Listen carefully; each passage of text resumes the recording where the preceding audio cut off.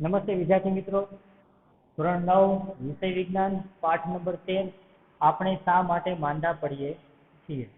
આ પાઠની આપણે શરૂઆત કરી અને શરૂઆતમાં જ મેં કીધું છે એ પ્રમાણે કે આ પાઠ it is like a story, એક વાર્તા જેવું છે. પણ સ્ટોરી મહત્વની એટલા માટે છે કે ત્યારે સમગ્ર વિશ્વમાં જે પ્રોબ્લેમ ચાલે છે એ છે બીમારી. અને આપણે જે ભણવાના છીએ અથવા ભણી ગયા છીએ અથવા ભણીએ છીએ એ બધું અલગ અલગ પ્રકારની બીમારીઓ શા માટે થાય છે, શેના લીધે થાય છે, એના લક્ષણો કેવા કેવા હોય, કઈ રીતે એ આપણા રોજબરોજના જીવનને અસર કરે, શારીરિક, માનસિક અને સામાજિક સ્વાસ્થ્ય ઉપર એની કેવી અવળી અસર થાય, કઈ રીતે એની સામે લડવું, આપણે અલગ અલગ મુદ્દાઓ લઈને એની ચર્ચાઓ કરીએ છીએ. જનરલી કેવું છે કે આ પાઠમાં તમે જે બુકમાં વાંચો તો બુકમાં મોટા મોટા પેરેગ્રાફ ને લાઈનો શુદ્ધ ગુજરાતીમાં ને બધું લખેલું છે. હું તમને એને મુદ્દાઓ સ્વરૂપે બને એટલે એવું પ્રયત્ન કરું છું કે જે હું અહીંયા તમારું લેક્ચર લઉં છું એમાં લગભગ બધું કવર થઈ જાય. છતાં પણ તમે જ્યારે વાંચતા હોય ત્યારે તમને એવું થાય કે આ વાત થઈ નથી અથવા તો સમજાતી નથી તમને, તો તમે મને એ વાતનો એ જે લીટી છે, ફકરો છે, કોઈ શબ્દ છે, તમે મને વોટ્સએપ કરીને એનો પ્રશ્ન પૂછી શકો કે સર આ કઈ રીતે આવે છે. બાકી જનરલી અહીંયા જેટલું પણ ચર્ચાઓ કરવાની હોય એ બધું હું તમને સમજાવી દઉં છું. હવે આપણે શરૂઆતથી જ વાત કરી હતી કે કોઈ પણ મનુષ્ય શરીર, સજીવ શરીર છે એ કોષોનું બનેલું હોય અને આ કોષો છે એ મનુષ્ય શરીરનો પાયો કહેવાય. કે શરીરનું બંધારણ જેનું બનેલું છે એ બંધારણમાં પાયાનો મૂળભૂત એકમ એટલે કોષ. આવા અલગ અલગ પ્રકારના કોષો ભેગા થઈને પેશીઓની રચના કરે. એટલે આપણા સમગ્ર શરીરમાં કોષો અને પેશીઓ દ્વારા અલગ અલગ અંગો એ ડિવાઈડ થાય અને આ અલગ અલગ અંગો ભેગા થઈને આખું શરીર બનાવે. હાથની પેશી અલગ, કોષ અલગ હોય, દિમાગ મગજ માટે અલગ હોય, મોઢા માટે અલગ હોય, ચામડી માટે અલગ હોય. તો આ અલગ અલગ પેશીઓ એ આખે આખા શરીરની રચના કરે. તો પેશીઓની રચના કોણ કરે? કોષ કરે. તો મહત્વનું કોષો અને પેશીઓ બે છે, કારણ કે આપણે કોઈ એક કોષને અલગ ના જોઈ શકીએ. ખાલી સમજવા માટે આપણે એ વાત કરી શકીએ કે કોષ છે એ આવો હોય છે, પણ એ કોષ ક્યારેય એકલો હોતો નથી, ઝૂમખામાં હોય. ઇટ મીન્સ કે એનું કોઈ એક સ્ટ્રક્ચર આપણા શરીરમાં બનેલું છે જે પેશી તરીકે અભિવ્યક્ત થાય, એ આખું રજૂ થાય છે. આજનો આપણો જે મૂળ ટોપિક છે એ અંગ વિશિષ્ટ અને પેશી વિશિષ્ટ અભિવ્યક્તિ. હવે આપણે લાસ્ટ લેક્ચરમાં આવી થઈ એવું ભણ્યા હતા કે વાયરસ, બેક્ટેરિયા, સૂક્ષ્મજીવો, પ્રજીવો, ફૂગ આ બધા અલગ અલગ રીતે શરીરમાં આક્રમણ કરે, એ અલગ અલગ રીતે શરીરમાં દાખલ થાય અને અલગ અલગ રીતે શરીરમાં અસર કરે. આ વાત આપણે એકદમ ઇન ડિટેલમાં આપણે ભણી ગયા. તો હવે વાત એવી કરવાની કે જ્યારે આને સમજતા પહેલા આપણે એક વસ્તુ એ સમજીએ કે જે વાયરસ, બેક્ટેરિયા જે આપણી બુકમાં ફોટો લઈને પાડેલા છે અથવા બતાવેલા છે એ તો ઇલેક્ટ્રોન માઇક્રોસ્કોપ દ્વારા બહુ મોટા કરીને આપણને બતાવેલા છે. બાકી ખરેખર આવા સૂક્ષ્મજીવો જે છે, વાયરસ, બેક્ટેરિયા ને બધા એકદમ નાના હોય. આપણે કલ્પના બહાર, આપણે એની કલ્પના પણ ના કરી શકીએ કે સૂક્ષ્મ એટલે કેટલું સૂક્ષ્મ. કારણ કે મનુષ્ય માત્ર એ જ વસ્તુની કલ્પના કરી શકે કે જે વસ્તુને એને ક્યારેક જોયેલી છે. કારણ જેને જોયેલું નથી એની આપણે કલ્પના કરી શકતા નથી.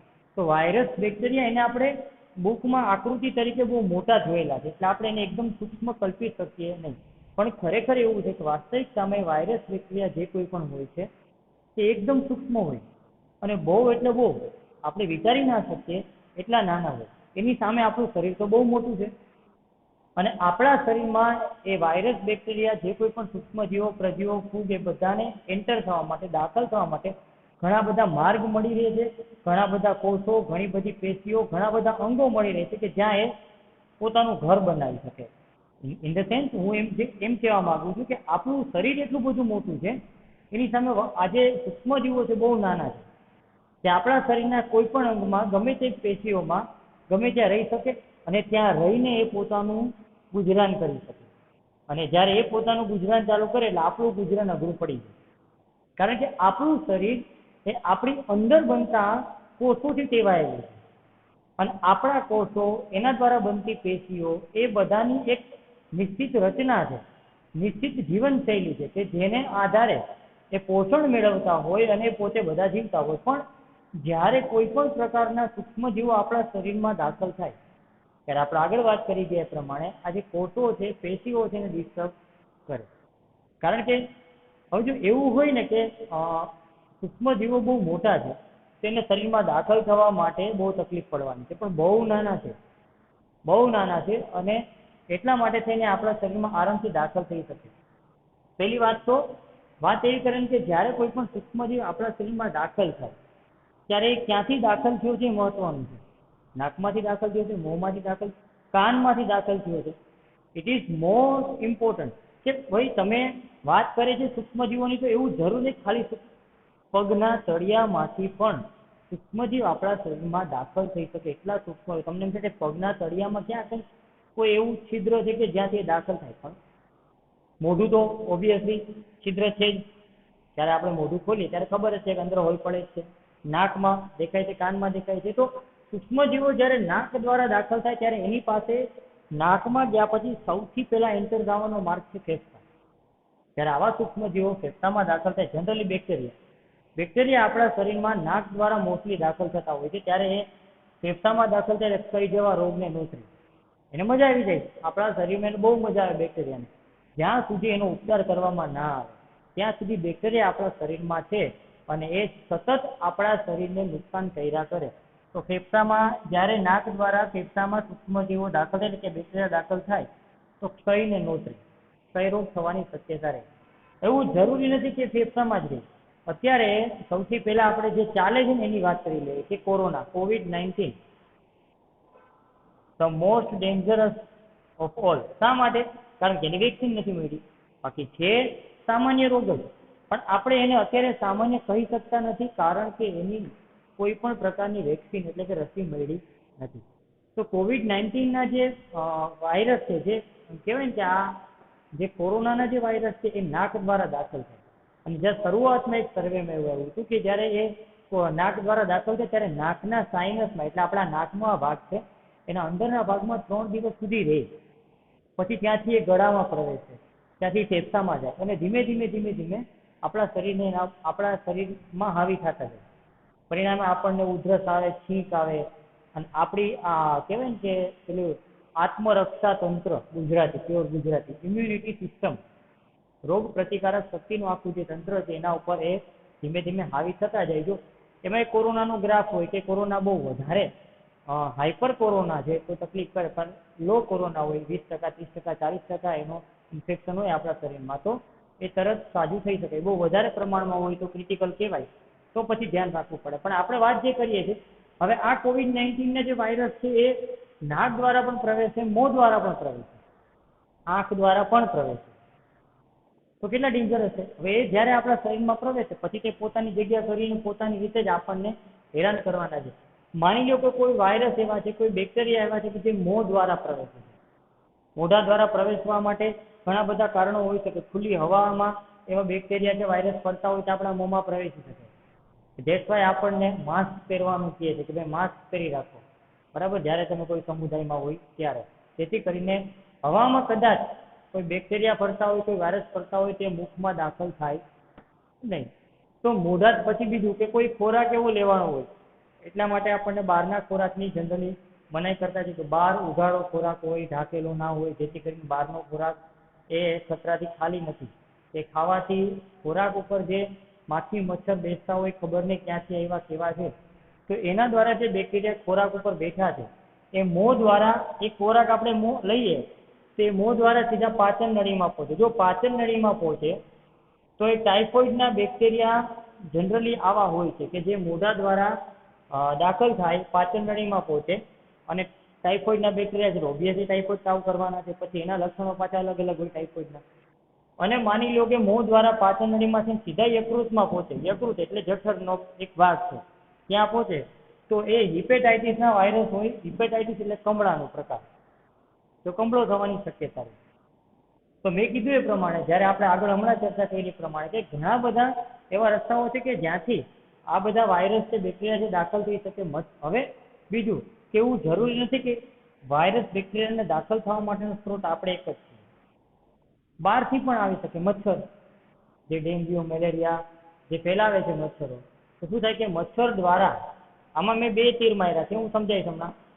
મચ્છર દ્વારા કોઈ પણ બેક્ટેરિયા કે વાયરસ છે એ આપણા શરીરમાં પહોંચે, યકૃતમાં પહોંચે, પછી ત્યાંથી સીધા રક્તકણમાં પહોંચે, બરાબર. તો જ્યારે એ રક્તકણમાં પહોંચે ત્યારે મેલેરિયા થવાની શક્યતા રહે. પછી ઠંડી ચડે, તાવ આવે, માથું દુખે, આવું બધું થાય એટલે સમજી લો કે મેલેરિયાના આ લક્ષણો છે, પ્રાઇમરી લક્ષણો કહેવાય. અને કદાચ મચ્છર દ્વારા જો એ બેક્ટેરિયા છે એ બ્લડમાં થઈને મગજમાં ચડે, it can be more dangerous, કે એ મગજનો તાવ મોકલે. તેને જાપાનીઝ એન્સીફેલાઇટિસ આવું નામ છે. મગજની ચેપ લગાડે અને તાવ આવે. તો આ સૂક્ષ્મજીવોનું આપણા શરીરમાં પ્રવેશવા માટેના અલગ અલગ માર્ગો હોય છે. હવે પ્રવેશા પછી શું કરે છે?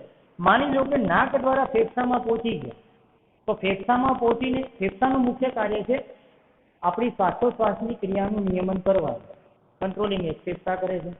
તો હવે એ શું કરશે કે ફેફસામાં માની લો કોઈ બેક્ટેરિયા કે વાયરસ છે, તો એ શ્વાસોશ્વાસની ક્રિયાનું કંટ્રોલિંગમાં ડિસ્ટર્બન્સ કરશે, એટલે આપણને શ્વાસ લેવામાં તકલીફ પડશે, પરિણામે છાતીમાં દુખાવો થાય, તો એનાથી પણ રોગો થઈ શકે છે. પછી માની લો કે મોં દ્વારા કોઈ પણ બેક્ટેરિયા કે વાયરસ પાચન નળીમાં થઈને પાચન નળીમાંથી તો યકૃતમાં છે, તો પહેલા તો પાચન કરવામાં તકલીફ થશે. અને એવું કહેવાય કે આ વિશ્વમાં જેટલા પણ રોગો છે એના લગભગ 40 થી 45% રોગો તો એવા છે કે જે પાચનની સમસ્યાઓને લીધે થાય છે. ડાયાબિટીસ એમાંનો એક પ્રકાર છે કે પાચન વ્યવસ્થિત ના થાય. બરાબર, કોઈ પણ એક માનવ શરીર હોય એ પાચન વ્યવસ્થિત ના કરી શકે તો એને અલગ અલગ પ્રકારના રોગો થવાની શક્યતા વધારે છે. પાચન મહત્વની વસ્તુ છે. તો જ્યારે મોં દ્વારા કોઈ પણ બેક્ટેરિયા કે વાયરસ પાચન નળીમાં હોય તો એ શું કરશે? તો પાચનમાં ડિસ્ટર્બન્સ કરશે. તો જે ખોરાકની જે પાચન આખી જે તંત્ર છે, પાચન તંત્ર, એમાં તકલીફ કરશે. પેટમાં પહોંચશે, યકૃતમાં, તો યકૃતમાં પહોંચશે એટલે યકૃતનું પણ પોતાનું કાર્ય છે, એમાંય પણ એ નડશે, પરિણામે ઝાડા ઉલટી થવાની શક્યતા રહે, પેટનો દુખાવો થવાની શક્યતા રહે. તો આ બધું થાય છે. એનો મતલબ તો એક વસ્તુ એ સમજવાની છે કે આ જ્યાં પહોંચે છે ત્યાં જઈને એ પોતે પોતાનું સામ્રાજ્ય ઊભું કરવાનો પ્રયત્ન કરે છે, પરિણામે આપણને નુકસાન થાય છે, આપણને કંઈક રોગ થવાની શક્યતા રહી છે. તેનો અર્થ એવો છે કે આપણને જ્યારે કોઈ પણ પ્રકારનો રોગ થાય ત્યારે આપણે સમજવાનું કે રોગથી આપણને થાય છે શું? તો આપણને માથું દુખે છે, તો આપણને પેટમાં દુખે છે. જનરલી આપણને પેટમાં દુખતું એટલે પહેલી વાત નીકળે કે એસિડિટી થઈ હશે, ગેસની પ્રોબ્લેમ હશે, બરાબર, અથવા મસ્ક્યુલર પેઇન હોય, સ્નાયુનો દુખાવો, એવું પણ થઈ શકે. તો આપણા શરીરમાં જે સ્થાને બેક્ટેરિયા, વાયરસ જેવા સૂક્ષ્મજીવો પ્રવેશે પછી એ સ્થાને એ જે રીતની અસર ઊભી કરે એ પ્રમાણે આપણને દુખાવો, દર્દ કે રોગ થાય. હવે વાત કરીએ આપણી રોગ પ્રતિકારક શક્તિ.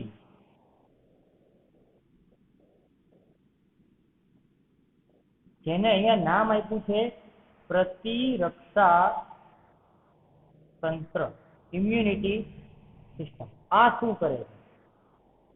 દરેક વખતે એવું જરૂરી જ નથી કે આ વાયરસ મોઢા દ્વારા દાખલ થાય એટલે આ જ અસર કરશે, નાક દ્વારા દાખલ થાય એટલે આ જ અસર કરશે.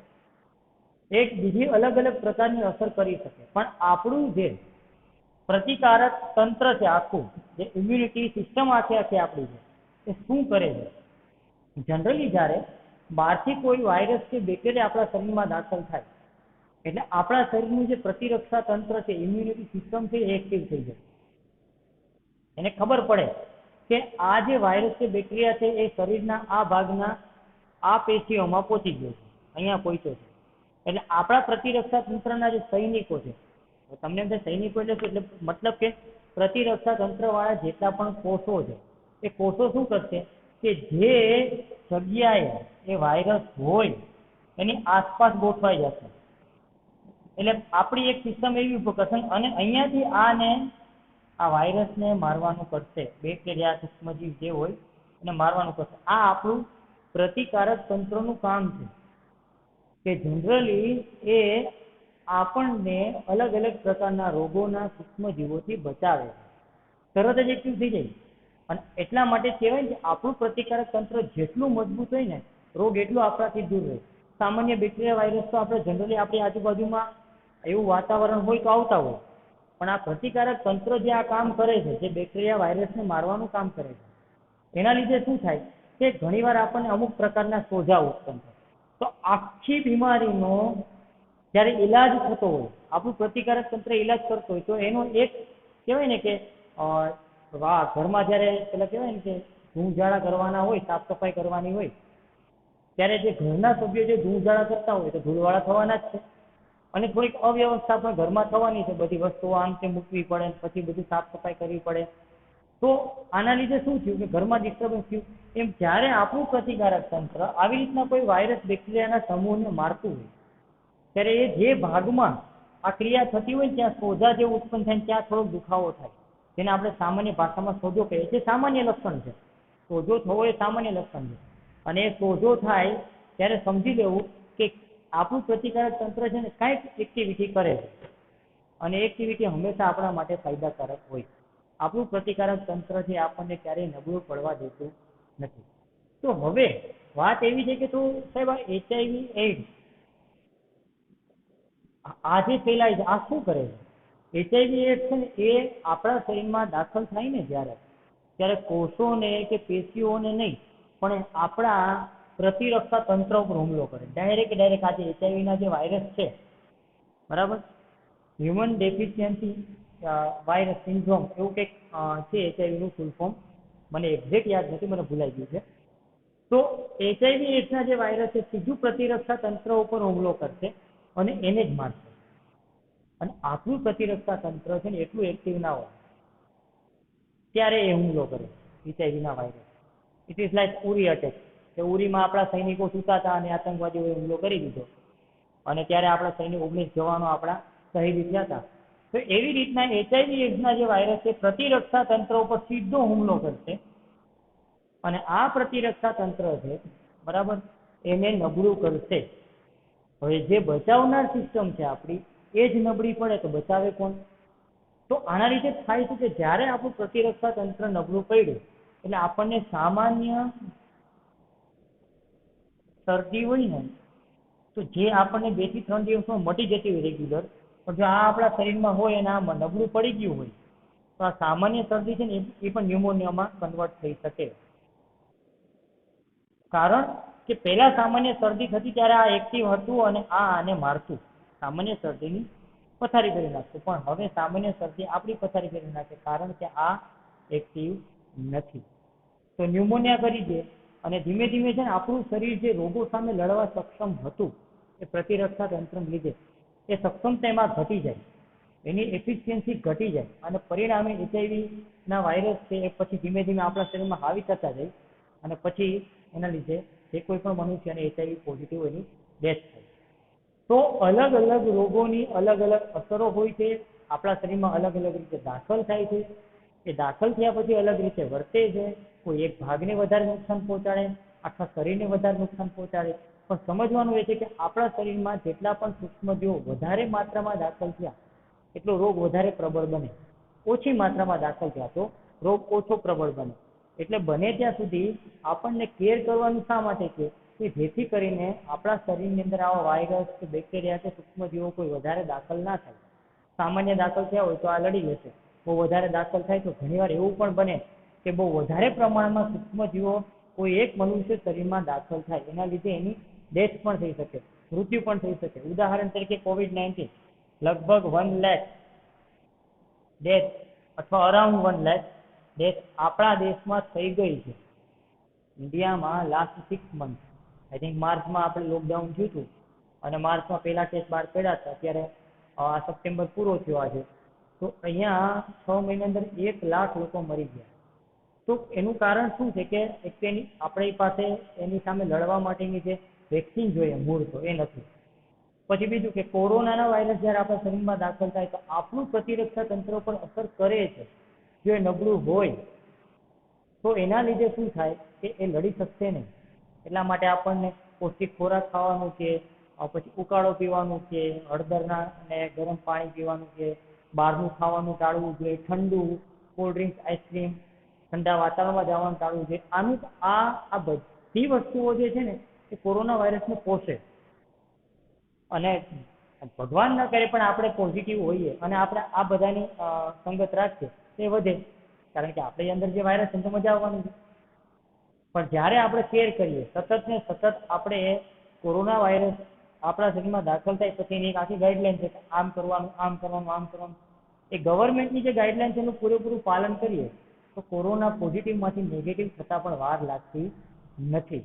બાકી આજે જ એક ન્યૂઝ આવ્યા છે કે રાજકોટની હોસ્પિટલમાં 6 કોરોના પોઝિટિવ પેશન્ટ હતા જેની ડેથ થઈ ગઈ છે, આઈ થિંક 6 કે 4, અને એની એટોપ્સી કરવામાં આવી. એટોપ્સી એટલે આમ પોસ્ટમોર્ટમ જેવું થાય કે એના જે ફેફસા હતા ને, અંદર જે ફેફસા એ કડક પથ્થર જેવા થઈ ગયા કોરોનાના વાયરસ લીધે. તમે કલ્પના કરો, ફેફસા જે આપણા શ્વાસોશ્વાસની ક્રિયા માટે મેઇન અંગ છે, મહત્વના છે, બહુ જ ઇમ્પોર્ટન્ટ છે, એ જ પથ્થર જેવા થઈ ગયા. પછી વેન્ટિલેટર પણ એમાં કાંઈ અસર કરી શકે નહીં. તો ધ્યાન રાખવું જરૂરી છે. એટલે આ આપણું અત્યારનું જે કહેવાય ને કે એક મૂળ ટોપિક એવો હતો કે ભાઈ આપણા શરીરની અંદર સૂક્ષ્મજીવો દાખલ થાય છે, અલગ અલગ રીતે અસર કરે છે, કેવી અસર કરે છે, કઈ રીતે અસર કરે છે, ઇમ્યુનિટી પાવર શું છે. હજી ઇમ્યુનિટી પાવર સિસ્ટમ વિશે આપણે આ પાઠના એન્ડમાં પણ આવશે, હજી વધારે પડતું સારી રીતે સમજવાનું. અત્યારે તો ખાલી એમ કહેવાય કે ટ્રેલર આવ્યું છે, પિક્ચર હજી વાર છે, બરાબર. તો આપણે હવે આના પછીનો પોઈન્ટ જોઈ લઈએ. હવે સમજીએ ઉપચારના સિદ્ધાંતો. તો જ્યારે આપણે એક વાત યાદ કરીએ કે જ્યારે આપણને એક વાત થઈ કે આપણને મજા નથી, માથું દુખે છે, તાવ આવ્યો છે, નબળાઈ આવે છે, ત્યારે આપણે એક કામ કરીએ છીએ, અથવા ઘરમાંથી પણ આપણને એવું સજેશન છે કે કામ કરે ઘણી વાર આરામ કરી લે એટલે રાહત થશે. એનો મતલબ શું થયો કે જ્યારે આપણા શરીરમાં કોઈ પણ પ્રકારનો રોગની અસર થઈ ત્યારે આપણા શરીરની એનર્જી ઓછી કરશે. આરામ કરવો એ એનર્જી ભેગી કરવાનો એક સ્ત્રોત છે, પણ એ સામાન્ય કોઈ તકલીફ હોય, બહુ વધારે કામ કરીને શરીર દુખતું હોય તો આરામ કરી લેવાથી એ મટશે. પણ બીજા કોઈ કારણથી શરીર દુખે છે, તાવ આવવાની શરૂઆત છે, શરીર દુખે છે, તો આરામ કરવાથી રાહત થશે પણ મટે નહીં. તો ઉપચારના મુખ્ય ઉપાયો છે, જ્યારે કોઈ પણ રોગ થયો હોય ત્યારે ઉપચાર કરવા માટેના 2 મુખ્ય ઉપાયો. એક તો રોગની અસર ઓછી કરવી, કે જે રોગ થયો છે તો કઈ રીતના એની અસર ઓછી કરવી. ઉદાહરણ તરીકે આપણને ઉધરસ થઈ હોય તો ઘરેથી આપણને સામાન્ય ઉધરસ હોય તો ઘરેથી આપણને હળદરવાળું દૂધ પીવડાવે એટલે રોગની અસર ઓછી થશે. હળદરવાળા દૂધથી ઉધરસ મટી જ જશે એની ગેરંટી નથી હોતી, પણ રાહત થાય એટલે અસર ઓછી થાય. બીજું, રોગના કારણનો જ નાશ કરી દેવો, કે રોગ તેના લીધે થયો છે. આપણે આ વાત કરી ગયા છીએ જૂના લેક્ચરમાં કે સૂક્ષ્મજીવો હોય, બેક્ટેરિયા, વાયરસ, ફૂગ, પછી બીજા અલગ અલગ પ્રકારના સૂક્ષ્મજીવો છે, આ બધાને લીધે અલગ અલગ અસર આપણા શરીરમાં ઉત્પન્ન થાય છે. બેક્ટેરિયા અલગ અસર કરે, વાયરસ અલગ અસર કરે. તો આ બધા જ્યારે આપણા શરીરમાં એન્ટર થાય, આ બધા ભેગા એન્ટર થાય તો પૂરું થઈ જાય, પણ એમાંથી કોઈ પણ એક આપણા શરીરમાં એન્ટર થાય તો એ કારણ છે કે આપણા શરીરમાં આના લીધે રોગ થયો છે, વાયરસના લીધે કે બેક્ટેરિયાના લીધે. તે વાયરસનો કે બેક્ટેરિયાનો એ જે કારણ છે એનો નાશ કરવો મહત્વનો છે.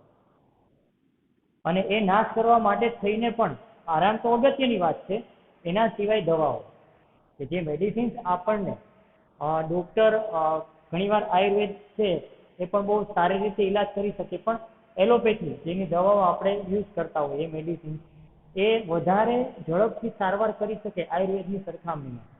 એટલે આપણે એવી દવાઓ લઈએ જેથી કરીને રોગના કારણનો જ નાશ થાય. જનરલી આપણા શરીરમાં જે રોગો થાય વાયરસ અને બેક્ટેરિયાના લીધે થતા હોય એની વાત આપણે કરી છે. બેક્ટેરિયા છે એની જે જૈવિક ક્રિયાઓ છે આપણા શરીરમાં દાખલ થયા પછી પણ એ પોતાની જૈવિક ક્રિયા ચાલુ રાખશે. કોષ દિવાલવાળો ટોપિક યાદ કરો તો ત્યારે પણ વાત કરી હતી કે કોષ દિવાલ એ બનાવશે અને આપણને પછી એ બેક્ટેરિયાને મારવા માટે જે એન્ટીબેક્ટેરિયલ દવાઓ આપવામાં આવે, આ એન્ટીબેક્ટેરિયલ દવાઓ છે એ શું કરશે તો એ બેક્ટેરિયાને મારશે. કારણ કે મૂળ તો શું છે કે બેક્ટેરિયા આપણા શરીરમાં દાખલ થયા પછી કોષ દિવાલ બનાવીને જીવે. જો એની કોષ દિવાલ ના હોય તો બેક્ટેરિયા મરી જાય. પણ આ એન્ટીબેક્ટેરિયલ દવા આપણા શરીરને અસર કરતી નથી, કારણ કે આપણા શરીરના કોષો કોષ દિવાલ બનાવતા નથી. આપણે આની ચર્ચા કરી ગયા છે. અને બીજું છે એન્ટીવાયરલ દવાઓ, કે માની લો વાયરસથી આપણા શરીરમાં કોઈ રોગ થયા હોય તો એન્ટીવાયરલ દવાઓ પણ લેવામાં આવે આપણા શરીરમાં. ડૉક્ટરને ખ્યાલ હોય, લક્ષણોને આધારે ખબર પડી જાય, અમુક ટેસ્ટિંગ કરો તો ખબર પડી જાય કે આ તકલીફ છે, આ વાયરસના લીધે અથવા બેક્ટેરિયાના લીધે છે, તો એ દવા આપશે અને એ દવાને લીધે આપણને સારું થઈ જાય. આ દવા મોંઘી હોય અને બનાવી પાછી અઘરી પણ હોય,